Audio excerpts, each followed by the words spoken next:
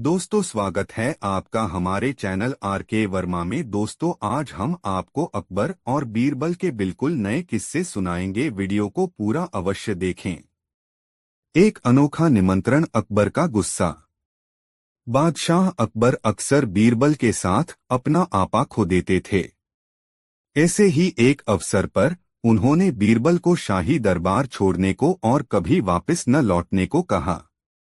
इससे बीरबल को बहुत दुख हुआ और एक रात उसने किसी को बताए बगैर शहर छोड़ दिया। कुछ दिनों बाद अकबर को बीरबल की याद आने लगी। उन्हें एहसास हुआ कि वह बेचारे बीरबल पर कुछ ज्यादा ही कठोर हो गए थे। इसलिए अकबर ने अपने दूत को पास के गांव और शहर में उसे देखने के लिए भेजा। लेकिन अफसोस, दूतों में से कोई भी बीरबल को खोल नहीं पाया। अकबर ने सोचा, बीरबल ने अपना वेश बदल लिया होगा, इसलिए दूत उसे खोजने में असफल हो रहे हैं। बीरबल को खोजने का कुछ और ही रास्ता होना चाहिए। अकबर ने सभी शहर के राजाओं को निमंत्रण पत्र भेजने के लिए अपने मंत्रियों को आदेश दिया।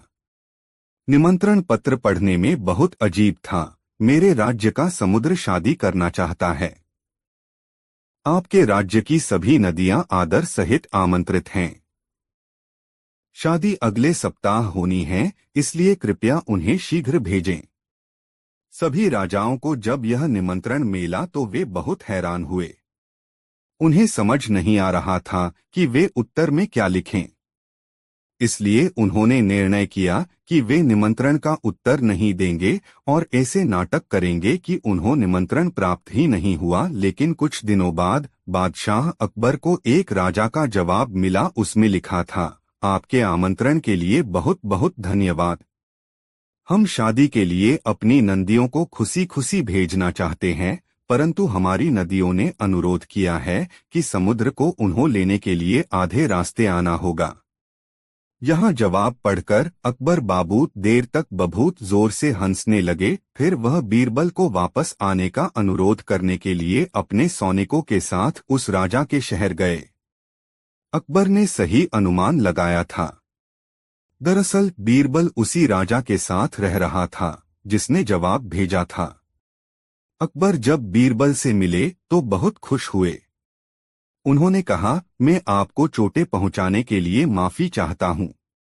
कृपया दरबार में लौट आइए। बीरबल भी यह देखकर बहुत खुश था कि बादशाह उसे लेने खुद आए हैं। उसने राजा को एक बड़ी विदाई देकर अकबर के साथ शहर छोड़ दिया। दोस्तों, यह कहानी आपको कैसी लगी कमेंट में जरूर बताएं और वीडियो को एक लाइक जरूर करें। दो खूबसूरत बच्चा मजेदार कहानी। एक बार बादशाह अकबर ने दरबार में यह घोषणा करवाई कि उनका पोता पूरे देश में सबसे सुंदर बच्चा है। वह अपने नवजात पोते को बहुत प्यार करते थे। अकबर अपने पोते से इतना अधिक प्यार करते थे कि उस बच्चे के जन्म के बाद अकबर मुश्किल से सम्राट के रूप में अपने कर्तव्यों पर ध्यान केंद्रित कर पा रही थे। वह बच्चे के साथ पूरा दिन खेलते रहते थे। इससे सभी मंत्री बहुत परेशान हो गए। इसलिए जब अकबर ने कहा कि उसका पोता देश का सबसे सुंदर बच्चा है, तो बीरबल ने कहा, जहां पनाह, कृपया नाराज न हुआ। राजकुमार निसंदेह बहुत खूबसूरत है, पर मेरे ख्याल से और भी बच्चे हैं जो इनसे भी ज्यादा सुंदर हैं। अकबर ने जब यह सुना तो वे बहुत क्रोधित हुए। उसने कहा, तुम ऐसा कैसे कह सकते हो? मैं सभी मंत्रियों को यह आदेश देता हूं कि वह उस बच्चे को लेकर आएं जिसे वह सबसे ज्यादा सुंदर समझते हैं। यदि वह बच्चे मेरे पोते से ज्यादा सुंदर हुए तो मैं सहमत हो जाऊंगा, जैसा बीरबल ने कहा है। इसलिए अगले दिन हर मंत्री अपने साथ एक बच्चा लेकर दरबार में आया। पर बीरबल कहीं दिखाई नहीं दे रहा था। फिर कुछ समय के बाद बीरबल दरबार में आया। वह पसीने से भीगा हुआ था। अकबर ने पूछा, कहाँ है वह बच्चा जिसे तुमने मेरे पोते से ज्यादा सुंदर बताया था? बीरबल ने कहा, महाराज, मैंने दरबार में बच्चे को लाने की कोशिश की, लेकिन उसकी माँ ने मुझे ऐसा करने नहीं दिया। यदि आप एक सामान्य इंसान की तरह तैयार हो सकते हैं तो हम बच्चे को दिखने के लिए जा सकते हैं। अकबर और उसके कुछ मंत्रियों ने सामान्य लोगों की तरह कपड़े पहन लिए और बीरबल के सथा उस बच्चे को देखने चल पड़े। लंबे समय तक चलने के बाद वे एक झोपड़ी के पास पहुंचे। एक बच्चा झोपड़ी के बाहर गंदगी के ढेर पर खेल रहा था। वह गंजा था और धूल में लिपटा हुआ था। उसकी एक आंख दूसरी आंख से छोटी थी और उसकी नाक से पानी गिर रहा था। अकबर ने बीरबल से कहा, आपको लगता है कि यह बच्चा राजकुमार से अधिक सुंदर है? यह तो बहुत ही बदसूरत है। जैसे ही अकबर ने यह कहा, बच्चे की मां झोपड़ी से बाहर आ गई। वह उस आदमी पर बहुत गुस्सा होने लगी जो उसकी झोपड़ी के समाने खड़ा होकर उसके बच्चे को घूर रहा था। उसने कहा, तुम वह कौन हो? तुम्हारी हिम्मत कैसे हुई मेरे बच्चे को बदसूरत कहने की? निकल जाओ यहाँ से। और फिर उसने बच्चे को गोद में उठा लिया, अपने साड़ी के पल्लू से उसका चेहरा पोंछते हुए उसे चूम लिया। उसने बच्चे से कहा, मेरे प्यारे बेटे, इन लोगों को मत सुनो, तुम इस देश में सबसे सुंदर बच्चे हो। और वह छोटे बच्चे को अंदर ले गई। अकबर समझ गया कि बीरबल क्या कहना चाहता था। उसने कहा, अपने माता पिता के लिए हर बच्चा देशा में सबसे सुंदर होता है। बीरबल मुस्कराया और कहा, और समय आने पर अपने दादा दादी के लिए भी। दोस्तों, यह कहानी आपको कैसी लगी कमेंट में जरूर बताएं और वीडियो को एक लाइक जरूर करें। 3 सुंदर धोखा नई मजेदार कहानी। एक बार बादशाह अकबर के शहर में एक व्यक्ति रहता था। उसके जीने का तरीका अजीब था। वह लोगों को बेवकूफ बनाकर पैसे कमाता था।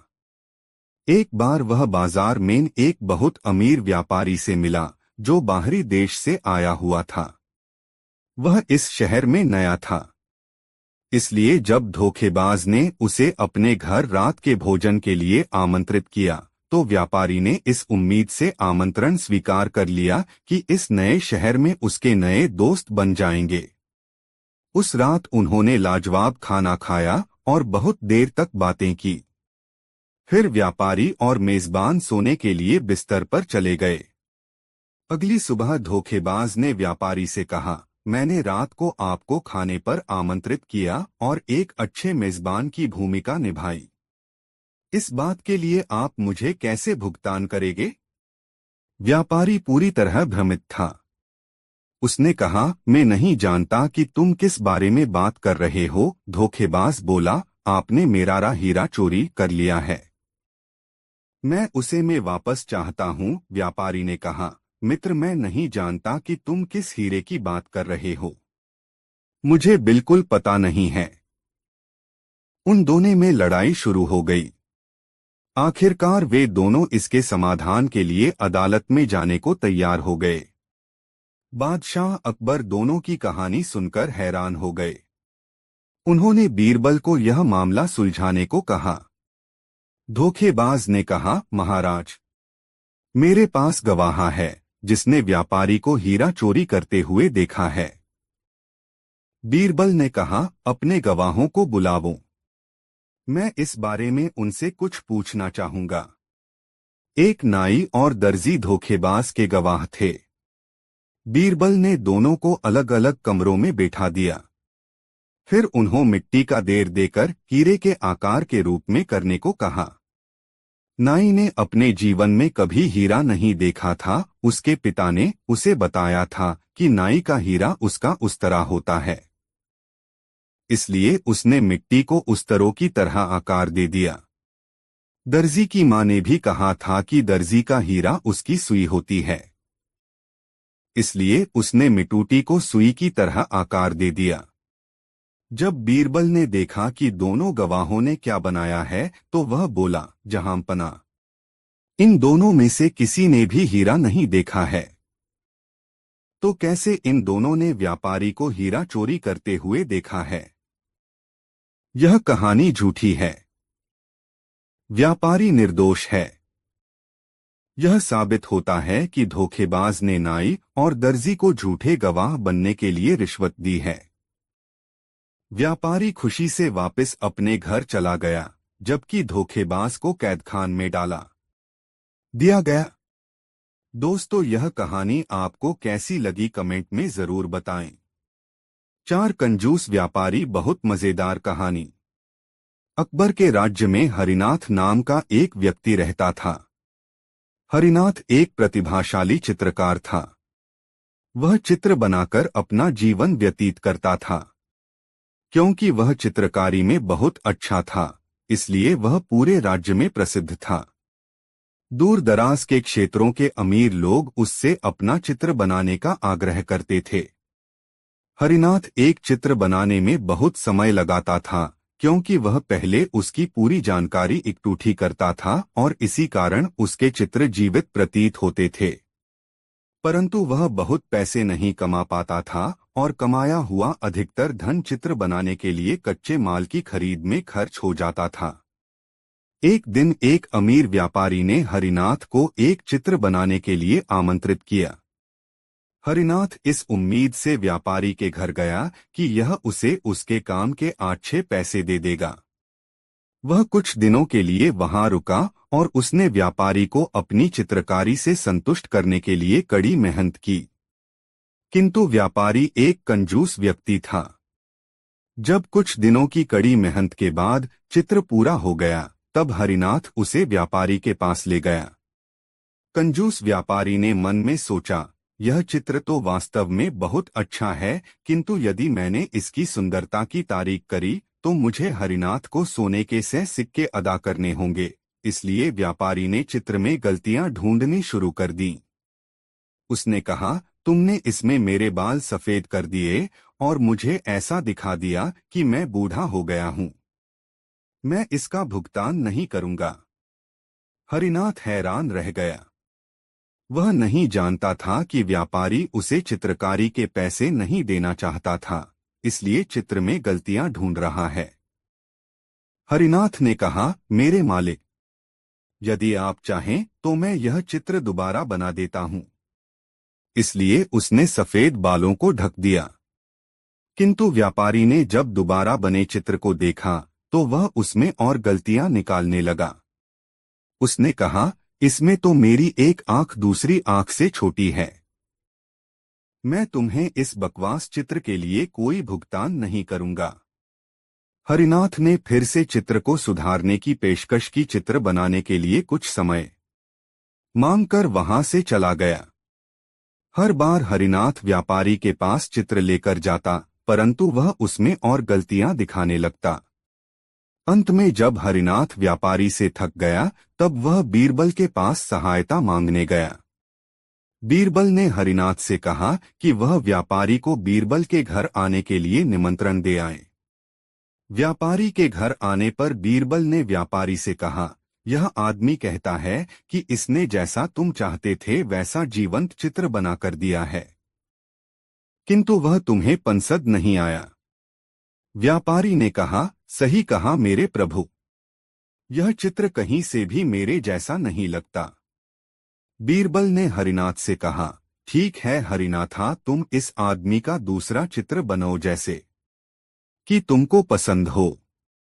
फिर वह व्यापारी की ओर घूमा और बोला, कृपया आप कल आना और अपना चित्र प्राप्त कर लेना, किंतु आपको 1000 सोने के सिक्के अदा करने होंगे, क्योंकि मैंने देखा है कि हरिनाथ जब कोई चित्र बनाता है तो उसमें कोई लगती नहीं होती। व्यापारी ने सोचा, चित्रकार एक दिन में जो चित्र बनाएगा उसमें बहुत गलतियां होंगी। मुझे गलतियां ढूंढने में ज्यादा मेहनत नहीं करनी पड़ेंगी। अगले दिन जब वह व्यापारी आया तो बीरबल उसे एक कमरे में ले गया। कमरे में एक चित्र रखा था। वह कपड़े से ढका हुआ था। जब व्यापारी ने कपड़ा हटाया तो वह आश्चर्यचकित रह गया। यह एक चित्र नहीं बल्कि शीशा था। बीरबल ने कहा, यह बिल्कुल आपकी तरह है। मुझे उम्मीद है कि आपको इसमें कोई गलती नहीं मिलेगी। व्यापारी ने महसूस किया कि वह बीरबल से हार गया है। उसे चित्रकार को चित्र के 100 सोने के सिक्के के अलावा 1000 सोने के सिक्के शीशे के लिए भी देने पड़े। दोस्तों, वीडियो को एक लाइक जरूर कर दे। 5 पैसों का झोला। मजेदार कहानी। एक बार आगर शहर में एक कसाई रहता था। वह एक ईमानदार व्यक्ति था जो न तो मिलावटी मांस बेचता था और न ही मांस का अधिक दाम लेता था। बेहतरीन मांस बेचने के कारण उसके शहर में बहुत सारे ग्राहक थे। शहर में हर किसी को उसकी दुकान के बारे में पता था और वे अपने परिवार व दोस्तों को भी उसकी दुकान की सिफारिश करते थे। त्योहारों के समय में उसकी दुकान में लोगों की भीड़ लगी रहती थी और वह कसाई पूरे दिन उनकी सेवा में व्यस्त रहता था। ऐसे ही एक दिन एक अनाज का व्यापारी कसाई की दुकान में आया। कसाई उस समय पैसे गिन रहा था। व्यापारी ने उसे 1 किलो मांस देने को कहा। कसाई ने अपना पैसों वाला थैला काउंटर पर रखा और मांस लेने के लिए भंडार घर में चला गया। परंतु जब वह वापस आया तो यह देखकर हैरान रह गया कि पैसों वाला थैला अब वहां नहीं था। कसाई ने बहुत गुस्से में कहा, श्रीमान माफ करना, मुझे लगता है आपने मेरा थैला चुराया है। मैं उसे मांस लेने जाने से पहले मेज पर छोड़कर गया था। व्यापारी बोला, तुम्हारी हिम्मत कैसे हुई मुझे चोर कहने की? यह मेरे पैसों का थैला है, मैं दुकान से अपने साथ लाया था। कसाई ने कहा, मैं तुम पर कैसे विश्वास कर लूं कि तुमने मेज से मेरा थैला नहीं लिया है? व्यापारी ने उत्तर दिया, मैं तुम पर कैसे विश्वास कर लूं कि तुम मेज पर थैला छोड़कर गए थे? ये सब तुम इसलिए बता रहे हो ताकि मैं मजबूर होकर आऊं थैला तुम्हें दे दूंगा। कसाई और व्यापारी की लड़ाई बाहर तक आ गई। बहुत से लोग उनके चारों ओर इकट्ठे हो गए।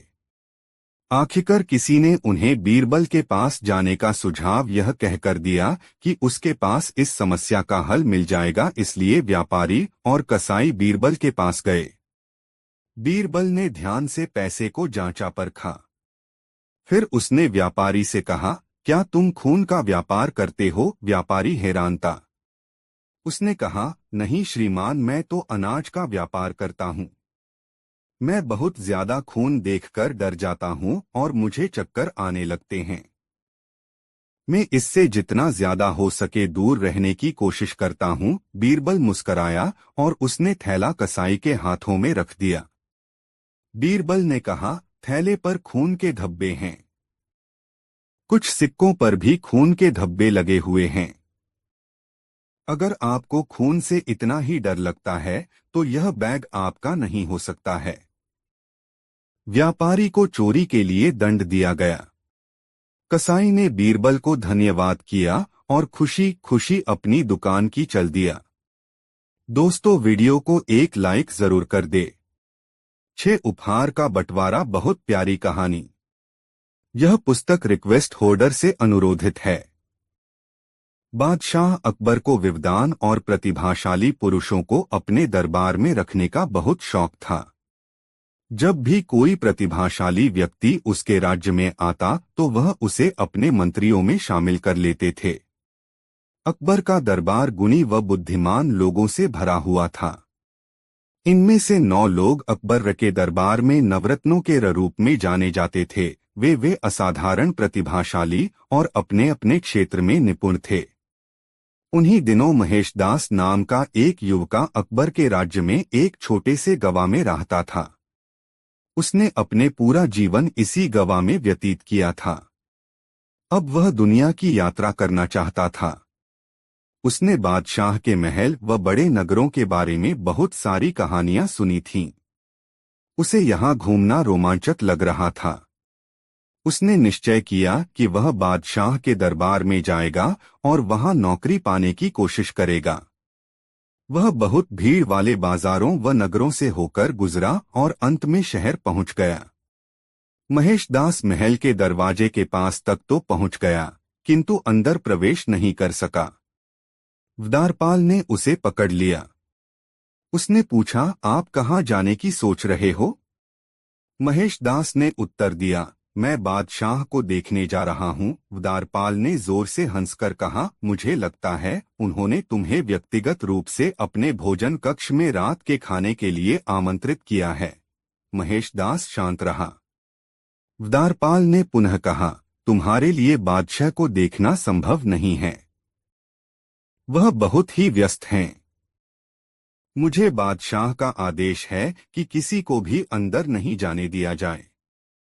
महेशदास ने द्वारपाल से अंदर जाने के लिए आग्रह किया। द्वारपाल ने कहा, मैंने तुम्हें कहा न कि मैं तुम्हें अंदर नहीं भेज सकता हूँ। महेशदास ने कहा, परंतु क्यों? द्वारपाल ने कहा, क्योंकि तुम गरीब हो। हर व्यक्ति बादशाह को देखने के लिए मुझे कुछ देता है, जैसे एक गाय, एक बकरी या कढ़ाई की हुई चप्पल। तुम मुझे क्या दे सकते हो? महेशदास ने कहा, मेरे पास अभी तो कुछ भी नहीं है, किंतु मैं वादा करता हूं कि जो कुछ भी मुझे बादशाह से उपहार के रूप में मिलेगा, उसमें से मैं तुम्हें आधा दे दूंगा। द्वारपाल जानता था कि बादशाह एक उदार व्यक्ति हैं। वह अक्सर उन्हें देखने के लिए आने वालों को महंगे उपहार दिया करते हैं। इसलिए द्वारपाल जल्दी से सहमत हो गया। महेशदास ने महल में प्रवेश किया। वह बहुत महंगे कढ़ाई किए हुए पर्दे व कालीन देखकर हैरान हो गया। पूरा महल लाल बलुआ पत्थरों से बनाया गया था और बेहद खूबसूरती से सजाया गया था। बादशाह अकबर दरबार के बीच में बैठा था। महेशदास ने अकबर के सामने झुककर अभिवादन किया। अकबर ने कहा, तुमने मुझे जो सम्मान दिखाया है उससे मैं बहुत खुश हूँ। बताओ बदले में तुम्हें मुझसे क्या चाहिए? महेशदास ने कहा, जहांपना, यदि ऐसा है तो मुझे 100 कोड़े मेरी नंगी पीठ पर बरसाने का इनाम दें। सम्राट बहुत हैरान हो गया। उसने कहा, यह तो बहुत अजीब इनाम है। तुम क्यों मुझसे ऐसा इनाम मांग रहे हो? महेशदास ने कहा, महाराज, जब मैं आपसे मिलने के लिए आ रहा था तो द्वारपाल ने मुझसे कहा कि आपसे जो मुझे प्राप्त होगा उसका आधा मुझे उसे देना होगा। बादशाह अकबर हंस पड़े और बोले, यह एक गंभीर विषय है। इसका मतलब है कि द्वारपाल अपना काम करने के लिए रिश्वत लेता है। इसकी सजा उसे मिलनी चाहिए। द्वारपाल को पकड़कर लाया गया और उसे रिश्वत लेने के अपराध में 100 कोड़े मारने की सजा दी गई। फिर अकबर ने महेशदास से कहा, तुम बहुत ही चतुर व्यक्ति हो, क्यों नहीं तुम मेरे दरबार में मंत्री के रूप में शोभा ढाओ। महेशदास इस अवसर को पाकर बहुत खुश था। उस दिन से बीरबल व उसकी बुद्धि की कहानियां दूर दूर तक व्यापक रूप से फैलनी शुरू हो गईं। दोस्तों, यह कहानी आपको कैसी लगी कमेंट में जरूर बताएं और वीडियो को एक लाइक जरूर करें। 7 जादू की छड़ी बहुत मजेदार कहानी। एक समय मशहूर फतेहपुर सीकरी शहर में एक अमीर तेल का व्यापारी रहता था। उसने अपनी पत्नी को खुश करने के लिए हीरों का एक हार उपहार में दिया। यह हार बहुत ही कीमती था और उस औरत को बहुत पसंद था। वह अक्सर खास कार्यक्रमों में जब उसके दोस्त उससे मिलने आते थे तब इस हार को पहनती थी। इस तरह औरतों की प्रशंसा से यह हार बहुत प्रसिद्ध हो गया। किंतु एक दिन जब वह औरत सुबह सोकर उठी तो उसे वह हार कहीं नहीं मोला। उसने हार को बहुत ढूंढा पर हार कहीं दिखाई नहीं दिया। इस प्रकार उसने यह निष्कर्ष निकाला कि हार चोरी हो गया है। व्यापारी ने सैनिकों को हार को चोरी करने वाले को ढूंढने भेजा। सैनिकों ने चोर की खोज शुरू की, किंतु जिसने भी हार चोरी किया था वह बहुत ज्यादा चालाक था। उसने सैनिकों के लिए कोई सुराग नहीं छोड़ी था। इससे व्यापारी की पत्नी दुख के कारण बीमार पड़ गई। व्यापारी को अपनी पत्नी के स्वास्थ्य की चिंता होने लगी। जब कोई विकल्प नहीं मिला तो उसने बीरबल को यह मामला सुलझाने के लिए बुलाया। बीरबल व्यापारी का बहुत अच्छा दोस्त था। एक दिन बीरबल उसके यहाँ रात के खाने पर गया। बीरबल व्यापारी से बोला, वह हार हमेशा तुम्हारी पत्नी की अलमारी में रहता था। यदि यह चोरी हुआ है तो यह आपके नौकरों में से किसी ने किया है। अपने सभी नौकरों को बुलाओ, मुझे उनसे बात करनी है। नौकरों को भोजन कक्ष में बुलाया गया। बीरबल ने नौकरों से कहा, मेरे पास कुछ जादू की छड़ियां हैं। मैं आप में से प्रत्येक को एक एक छड़ी दूंगा। कल आप ये छड़ियां मुझे वापस कर देना। नौकरों में से एक नौकर ने कहा, परंतु आप इन छड़ियों की सहायता से चोर का पता कैसे लगाएंगे? बीरबल ने कहा, यहाँ कोई मामूली छड़ियां नहीं हैं। चोर की छड़ी रात भर में 2 इंच बढ़ जाएगी। इसलिए मैं कल जब तुम्हारी इन छड़ियों को नापूंगा तो मुझे पता चल जाएगा कि चोर कौन है। यह सुनकर व्यापारी हैरान हो गया, किंतु उसने कुछ नहीं कहा। अगले दिन नौकरों ने बीरबल को छड़ियां वापस कर दी। बीरबल ने एक एक करके छड़ियों को नापा और व्यापारी से कहा, तुम्हारा रसोइया चोर है। हर कोई हैरान था। व्यापारी ने कहा, तुम ऐसा कैसे कहा सकते हो? बीरबल ने उत्तर दिया, मैंने इसको जो छड़ दी थी वह 2 इंच छोटी है। इसने सोचा क्योंकि यह चोर है, इसलिए इसकी छोड़ी 2 इंच बढ़ जाएगी। इसलिए इसने इसे 2 इंच काट दिया ताकि पकड़ा न जाए। व्यापारी हंसा। रसोइये ने हार वापस कर दिया और अपनी नौकरी खो दी। हर किसी ने बीरबल की बुद्धिमानी की तारीफ की। दोस्तों, यह कहानी आपको कैसी लगी कमेंट में जरूर बताएं और वीडियो को एक लाइक जरूर करें। 10 सब सयानों का एक मत। एक दिन बादशाह ने बीरबल से पूछा, क्यों बीरबल? संसार के मनुष्यों की बुद्धि एक समान होती है व उसमें कुछ अंतर भी होता है। बीरबल ने जवाब दिया, पृथ्वीनाथ, क्या आपने इस कहावत को नहीं सुना है? सब सयानों का एक मत, यानी और सब बातों में तो लोगों की बुद्धि में विभेद पाया जाता है, परंतु स्वार्थ सिद्धि में सच की मति एक समान ही देख पड़ती है। बादशाह बोला, भला यह कैसे हो सकता है कि बुद्धि तो जुदी जुदी हो और विचार सबका एक हो? बीरबल ने कहा, पृथ्वीनाथ, हाथ कंगन को आरसी क्या? यदि आपको प्रमाण की आवश्यकता हो तो मैं कल ही सिद्ध करके दिखला देने को तैयार हूँ। बादशाह ने कहा, बहुत बेहतर। दूसरे दिन प्रातःकाल बीरबल ने बादशाह की अनुमति प्राप्त कर सरकारी बगीचे का एक बड़ा हौज जो पानी से लबालब भरा था रिक्त करवा दिया और सारे नगर में ढिढोरा पिटवा दिया कि सब लोग अपने अपने घरों से एक एक घड़ा दूध लाकर हौज को भरें। फिर हौज के ऊपर एक सफेद चादर बिछवाकर उसे भलीभांति ढक दिया। ऐसी तरकीब कर बादशाह को देखने के लिए बुलवा भेजा। समय रात्रि का था। लोगों ने विचार किया कि जब हौज में इतना घड़ा दूध पड़ेगा तो भला उसमें एकाध घड़ा जल छोड़ देने से खराबी क्या खराबी होगी। इसी विचार से प्रत्येक घरों से दूध की जगह पानी ही डाला गया।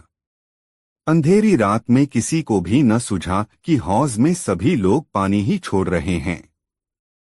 उनका निजी अनुमान था कि मेरे सिवा अन्य नागरिक हौज को दूध ही से भर रहे हैं। यदि किसी ने साहस कर देखा भी तो चादर की सफेदी के कारण दूध का भ्रम हो गया। पानी तो नीचे छिपा हुआ था। जब सवेरा हुआ तो बादशाह बीरबल के साथ हौज का दूध खने के लिए गया। बीरबल ने बागवान को हौज की चादर ठाने की आज्ञा दी। जब चादर उठा दी गई तो रोज एकदम पानी से भरा हुआ निकला। उसमें दूध गलेश मात्र भी नहीं था। यह अजीब तमाशा देखकर दशाह दंग हो गया और उसकी समझ में न आया कि आखिर मामला क्या है। जब बीरबल से उसका कारण छा गया तो वह बोला, गरीब परवर, आपने अपनी आंखों खलिया अब भी सब सयानों का एक मत वाली कहावत नने को तैयार हैं व नहीं? बादशाह ने सशंक होकर उत्तर दिया, बीरबल, कहावत को अक्षरशः सत्य प्रतीत होती है, परंतु फिर भी मैं नत्या संतुष्ट नहीं हुआ हूँ, अतएव इसमें और भी खोजबीन करने की आवश्यकता प्रतीत होती है। अब मैं उसका वयं अन्वेषण कर लूंगा, तुझे कुछ करने की आवश्यकता नहीं है। बीरबल तो हृदय से बादशाह का भक्त था, इसलिए चुप हो गया। दूसरे दिन जब बादशाह सोकर उठा तो उसे वही बात वाली धुन समाई। वह अन्वेषण करने के अभिप्राय ने भेष बदलकर नगर की तरफ चला। कई चक्कर काटने के तद उसको एक मकान दृष्टिगत हुआ। इसकी दीवारें बहुत ऊंचों न थीं और न कोई टीम टाम की सजावट ही थी, परंतु मकान खूब साफ सुथरा था। बादशाह ने इसी मकान को अपने अन्वेषण का केंद्र ठहराया और द्वार पर पहुंचकर कान की घुंडी खड़खड़ाई। किवाड़ खुल गया। भीतर से एक आदमी ने पूछा, आप कहाँ से आए हैं और आपका यहाँ किससे और क्या प्रयोजन है? बादशाह बोला, मैं एक मुसाफिर हूँ, कल का इस शहर में आया हूँ। मैंने अपना डेरा सराय में डाला है। आज नगर देखने की इच्छा से निकला तो घूमते फिरते रास्ता भूलकर इधर आ पहुँचा। थकावट के कारण मेरे बदन में पीड़ा हो रही है, इसलिए कुछ समय तक विश्राम लेकर अपनी थकावट दूर करना चाहता हूँ। बादशाह के प्रस्ताव को मकान मालिक ने स्वीकार करते हुए उसे भीतर बुला लिया और एक चारपाई दिखलाकर विश्राम करने की आज्ञा दी। बादशाह चारपाई पर जा पड़ा और मकान मालिक अपना निजी काम करने लगा। जब वह सब कामों से निपट चुका तो मुसाफिर के पास आया और उससे कुछ खाने पीने का अनुरोध किया, परंतु बादशाह ने उसके प्रस्ताव को अस्वीकार कर दिया। उससे मकान मालिक से आपसदारी की बातें होने लगीं। मुसाफिर, बादशाह भाई, कल मैं इस नगर में आकर एक ढिढोरा सुना था, क्या यह बराबर प्रति मास पीटा जाता है व इसी बार पीटा गया था? मैं बड़े आश्चर्य में पड़ गया हूँ कि इस ढिढोरे से बादशाह का क्या प्रयोजन है। मकान मालिक ने उत्तर दिया, नहीं भाई, पहले ऐसा कभी नहीं सुनने में आया था। कल ही अचानक यह नई बात सुनने में आई। मुझे इसका भेद कुछ भी नहीं मालूम है। उसने फिर पूछा, तो बादशाह इतने दूध को लेकर आखिरश करेगा क्या? मकान मालिक, भाई चाहे वह जो कुछ भी करे, परंतु मैं आपसे सत्य दो बतलाता हूँ कि मैं तो दूध की जगह हौज में पानी हो डाल आया था। मैंने देखा कि शहर में जब सभी लोगा दूध की तलाश में है तो इतना दूध कहाँ से आवेगा, और यदि हजारों घड़े दूध में एक घड़ा पानी ही डाल दूंगा तो उससे क्या होता जाता है? बादशाह ने मुस्कराकर कहा, बेशक युक्ति तो आपने अच्छी निकाली, परंतु यह बात कहो बादशाह की कानों तक पहुँचे तो फिर आपकी कौन सी दुर्गति हो, इस पर भी आपने कुछ विचार किया था? मकान मालिक ने कहा, भाई यह बात किसी प्रकार प्रकट नहीं हो सकती। बादशाह ने सोचा कि अब अपना असली स्वरूप इस पर प्रकट कर देना चाहिए ताकि अपनी धूर्तता पर इसे पश्चाताप हो। वह तुरंत अपना ऊपरी लिबास हटाकर शाही लिबास में प्रकट हुए। मकान मालिक बड़ा भयभीत हुआ और उसका मुख मलिन हो गया। तब बादशाह उसे ढांढस बंधाते हुए बोले, तुम घबराओ नहीं, इससे तुम्हारा कोई अनिष्ट न होगा।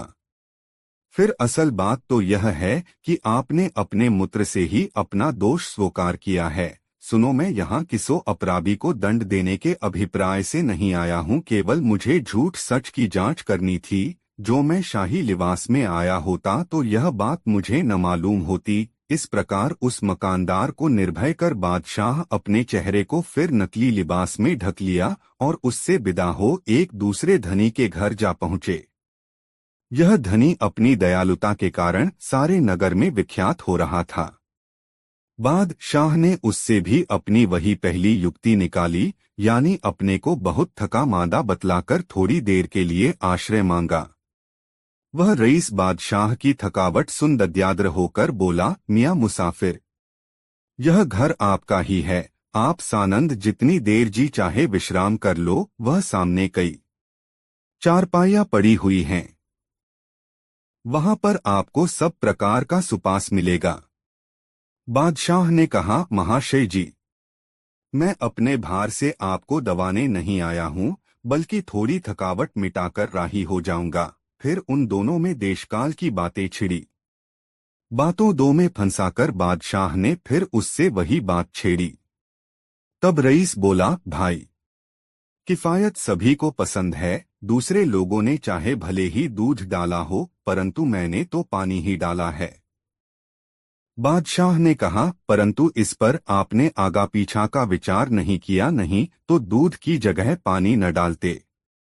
अगर किसी प्रकार यह बात बादशाह को प्रकट हो जाएगी तो आप राजाज्ञा भंग करने के अपराधी होंगे। धनाढ़ ने कहा, सिवा मेरे और आपके दूसरा कोई भी मनुष्य इस बात को नहीं जानता। यदि तुम नहीं कहोगे तो बादशाह किसी प्रकार नहीं जान सकता। बादशाह ने अपना नकली लिबास उतारकर अलग रख दिया और उसके देखते दो असली लिबास में हो गया। काटो तो बदन में लोहू नहीं। बेचारा धनाढ़ एकदम ठिठुक गया, उसके हवास गुम हो गए। तब बादशाह उसे आश्वासन देते हुए बोला, चिंता करने की कोई बात नहीं है। जैसे आपने किया है उसी प्रकार सभी लोग अपने दो घर किया करते हैं, परंतु उसके लिए किसी को दंड नहीं दिया जाता। उसे धीरज दे। बादशाह शाही पोशाक बदलकर चला गया और बीरबल के पांडित्य की सतत प्रशंसा की। दोस्तों, इस वीडियो को एक लाइक जरूर कर दे। साथ बादशाह अकबर से कुछ खास लोग मिलने के लिए दरबार में आ गए, लेकिन बादशाह सलामत दरबार में अभी तक नहीं आए थे। मेहमान कुछ ज्यादा ही खास थे। बीरबल ने बादशाह की ओर से मेहमानों की खूब आवभगत की और उन्हें सम्मान के साथ उचित आसन पर बैठाया। इतने में एक आदमी दरबार में आया और दरबारियों से कहा, आज बादशाह सलामत की माताजी का इंतकाल हो गया है। यह कहकर वह आदमी वापस चला गया। दरबारी यह सुनते ही काफी चिंतित हो गए कि आज खास मेहमान बादशाह सलामत से मिलने आए हैं और आज ही उनकी माताजी का निधन हो गया। इतने में एक दूसरा व्यक्ति दरबार में आया और उसने सबसे कहा, बधाई हो, आज बादशाह सलामत के घर लड़का हुआ है। एक ही समय पर गम और खुशी की खबर सुनकर दरबारी अजीब सी दुविधा की स्थिति में आ गए। उनकी समझ में नहीं आ रहा था कि आज का दिन खुशियां मनाने का है या शोक मनाने का। उन्हें अब रोना चाहिए या हंसना चाहिए। दरबारी जब किसी निर्णय पर नहीं पहुंच सके तब वे सब बीरबल के पास गए और बोले, बीरबल तुम ही बताओ, हमें हंसना चाहिए या रोना चाहिए। बीरबल बोले, आप सब वही करें जो बादशाह सलामत करें। दरबार में बादशाह के आने का इंतजार करें।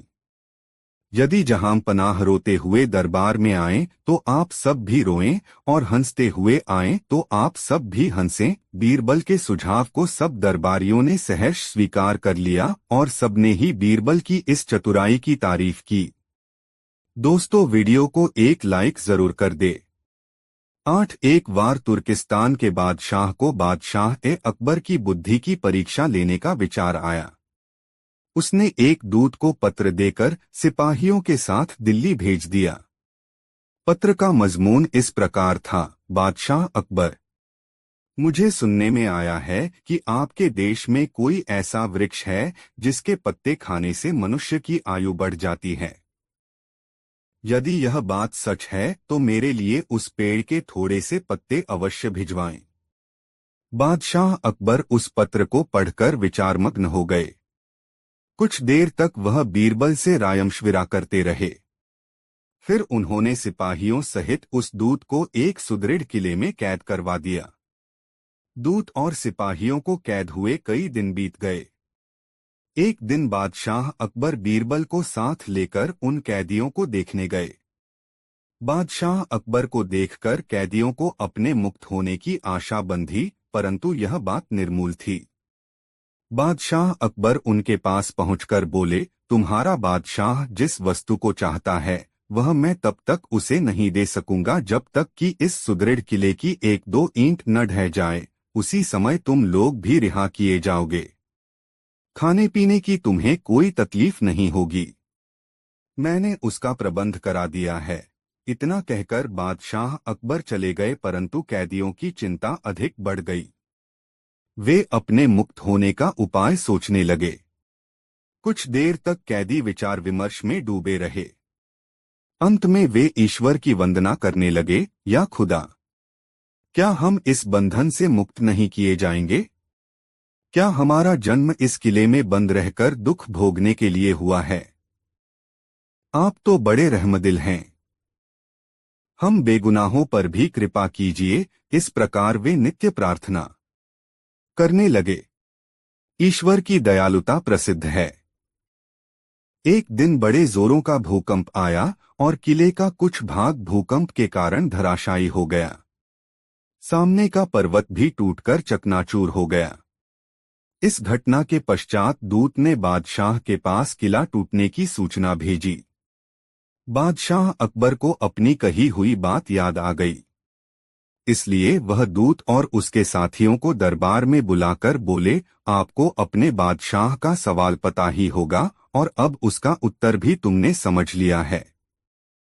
यदि नहीं समझा हो तो सुनो, मैं उसका खुलासा किए देता हूँ। देखो, तुम लोग गिनती में केवल सी हो और तुम्हारी आह से ऐसा सुदृढ़ किला ढह गया। फिर जहाँ हजारों लोगों पर अत्याचार हो रहा हो, वहाँ के बादशाह की उम्र कैसे बढ़ेगी? लोगों की आह से उसका शीघ्र ही पतन हो जाएगा। हमारे राज्य में अत्याचार नहीं होता। गरीब प्रजा पर अत्याचार न करना और भली भांति पोषण करना ही आयुवर्धक वृक्ष है। बाकी सारी बातें बेकार हैं। इस प्रकार समझा बुझाकर बादशाह अकबर ने उस दूत और उसके साथियों सहित स्वदेश जाने की आज्ञा दे दी और उनका मार्ग व्यय भी दिया।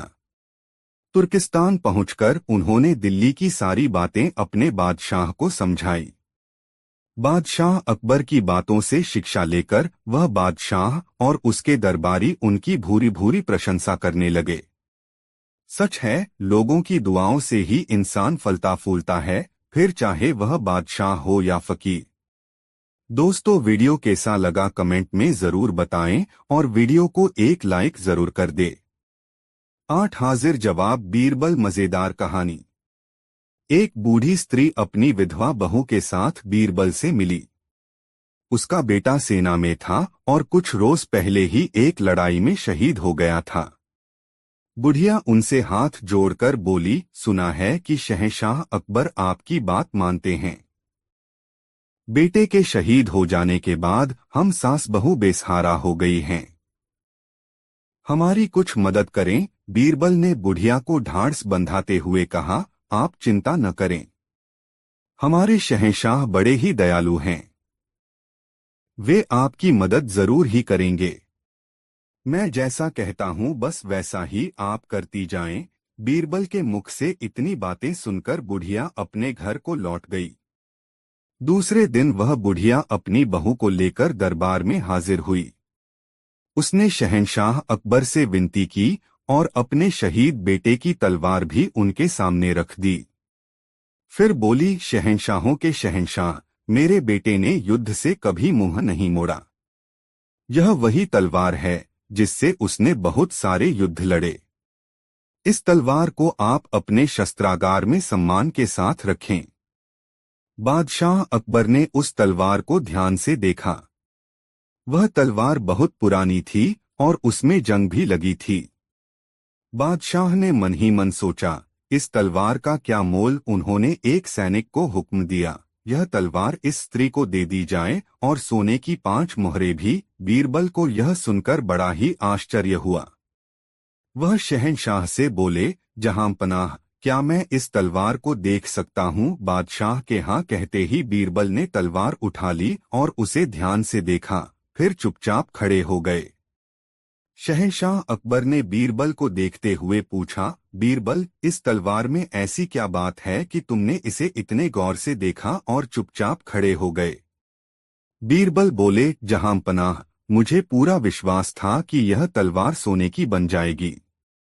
बादशाह अकबर आश्चर्य से बोले, क्या कह रहे हो? जंग लगी तलवार भला सोने की कैसे बन सकती है? बन सकती है जहांपनाह, बीरबल ने कहा। जंग लगी लोहे की तलवार सोने की कैसे बन सकती है? अपनी बात को पूरा करो, बीरबल, जहांपनाह ने सवाल कर दिया। बीरबल बड़े ही शांत भाव से बोले, जहांपनाह, पारस पत्थर का एक छोटा सा टुकड़ा लोहे को सोना बना देता है। मैं तो यह सोचकर आश्चर्य में हूं कि आपके हाथों में आने के बाद भी यह तलवार लोहे की ही बनी रही। शहंशाह अकबर ने अगले पल ही हुक्म दिया कि इस बूढ़ी औरत को तलवार के वजन के बराबर सोना दिया जाए। शहीद की विधवा और मां दोनों ही अकबर और बीरबल को दुआएं देते हुए दरबार से बाहर चली गईं। किसी भी बात को ढंग से कहा जाए तो उसका परिणाम अच्छा ही होता है। दोस्तों, वीडियो कैसा लग रहा कमेंट में जरूर बताएं। 9 कुत्ता और दामाद मजेदार कहानी। शहंशाह अकबर ने एक बार बीरबल से कहा, बीरबल, क्या तुम ऐसे प्राणी ला सकते हो जिनमें से एक उपकार को मानता हो और दूसरा उपकार के बदले अपकार करने की सोचता हो? बीरबल कुछ देर तक चुप रहे, फिर हाँ में सिर हिलाकर चले गए। दूसरे दिन बीरबल एक कुत्ता और अपने दामाद को लेकर दरबार में आए। फिर वह सिर झुकाकर बादशाह अकबर से बोले, हुजूर, मैं दोनों प्राणियों को लेकर आया हूँ। इनमें दोनों ही गुण हैं। बादशाह अकबर ने कहा, ठीक है, लेकिन हमें इनके गुणों का पता कैसे चलेगा?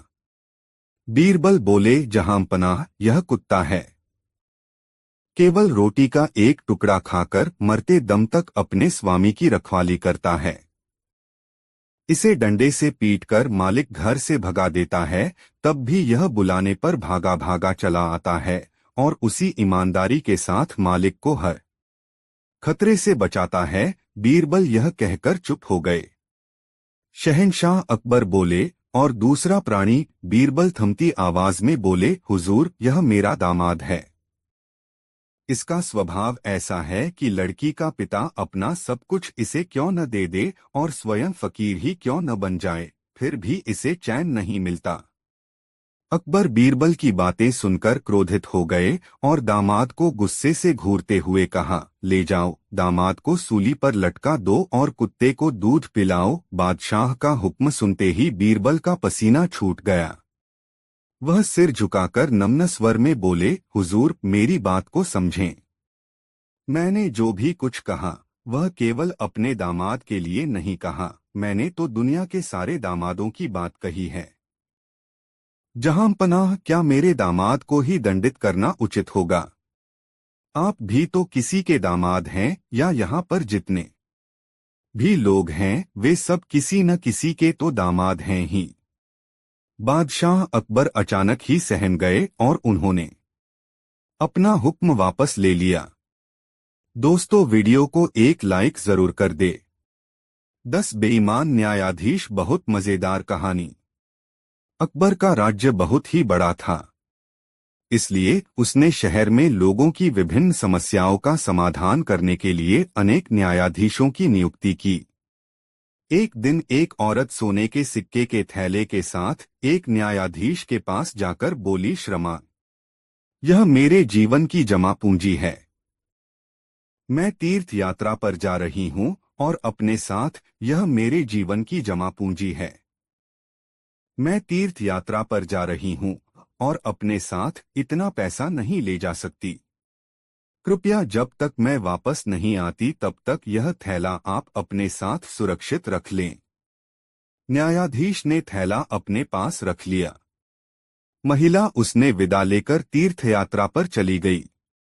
1 महीने बाद महिला वापस लौटी, तब वह सीधे न्यायाधीश के पास गई और उसने थैला वापस ले लिया। किंतु जब वापस घर आकर उसने थैले की सील तोड़ी तो उसने देखा कि थैला पाथरों से भरा हुआ था। उसका सोना गायब था। वह न्यायाधीश के पास गई और उसने बहस करने लगी।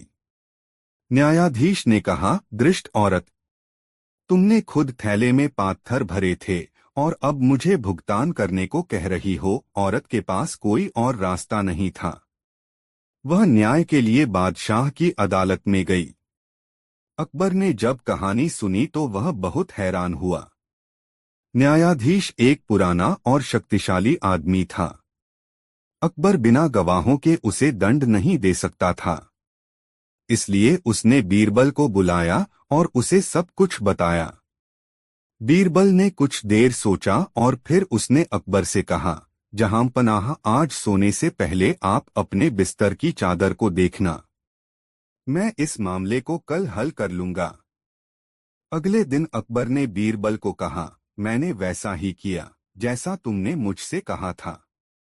किंतु सुबह जब मैं सोकर उठा तो देखा कि चादर बिल्कुल नई तरह की दिखी। बीरबल मुस्कराया और बोला, जहांपनाह मुझे कुछ समय दीजिए, मैं आपको अपने गवाह लाकर दूंगा। कुछ समय के बाद बीरबल एक बूढ़े दर्जी को पकड़कर लाया। दर्जी ने कहा, हाँ मेरे मालिक, पुराने न्यायाधीश ने एक थैला मुझे सिलाई करने के लिए दिया था। मुझे यह समझ नहीं आया कि उसे सीलने से पहले उसमें पत्थर डालने की क्या जरूरत थी। महिला ने थैला बाहर निकाला और दर्जी से पूछा, क्या वह यही थैला है? दर्जी ने हाँ में सिर हिलाया। अकबर ने न्यायाधीश को बुलाया और उसे पैसे वापस करने को कहा। फिर उसने न्यायाधीश को धोखाधड़ी करने के कारण 50 कोड़े मारने का आदेश दिया। अकबर ने बीरबल से पूछा कि उसे उस दर्जी के बारे में कैसे पता चला। बीरबल बोला, जहांपनाह, जब आपने कहा कि सुबह आपकी चादर पहले की तरह नई थी, तो मैंने आपके कमरे की सफाई करने वाली से चादर सिलने वाले दर्जी के बारे में पूछा, तो वह जाकर इसे ले आई।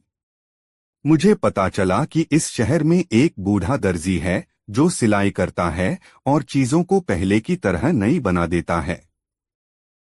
इसलिए मैंने अनुमान लगाया कि यह पैसों वाला थैला भी इसी ने सिला होगा जो न्यायाधीश ने पैसे निकालने के लिए फाड़ा था। यह कहानी सुनकर अकबर ने बीरबल की बुद्धि की बहुत प्रशंसा की। दोस्तों, यह कहानी आपको कैसी लगी कमेंट में जरूर बताएं। ऐसी और नई कहानी सुनने के लिए हमारे चैनल RK वर्मा को सब्सक्राइब जरूर कर ले और यह वीडियो अपने मित्रों को जरूर शेयर करें। वीडियो देखने के लिए धन्यवाद।